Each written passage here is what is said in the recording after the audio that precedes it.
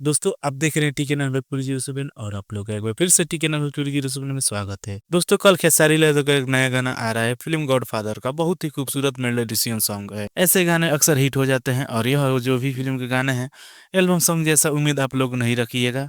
ये कुछ हट के होगा और एग्री सॉन्ग होगा टाइप का। आप लोग कह सकते हैं कि यह गाना रिलीज होगा तो आप लोग इस गाने को हमेशा सुन सकते हैं, पसंद कर सकते हैं और साथ में इस गाने में जो काम किए हैं आस्था सिंह जी हैं, वीडियो मैनेजर आई हैं। तो फिल्म का ये खेसारी लाल का ये पहला गाना शायद होगा। आस्था सिंह जी खेसारी लाल के साथ आप लोग तैयार रहिए या इस गाने को सुनने के लिए। और इस गाने को लिखे हैं कृष्णा बेदर्जी जी और प्रियंका सिंह जी इस गाने को गाए हैं खेसारी लाल के साथ में। गाना का नाम है नजरिया नजर से। तो तैयार रहिए आप लोग खेसारी लाल का इस गाने को सुनने के लिए। इसका टीजर आज रिलीज हो चुका है, कल सुबह में इस गाने को रिलीज किया जाएगा। बहुत ही खूबसूरत मेलोडियन सॉन्ग है, मजा आ जाएगा आप लोग इस सॉन्ग को सुनेंगे तो। आप लोग उम्मीद करेंगे कि ऐसे गाने हमेशा बने।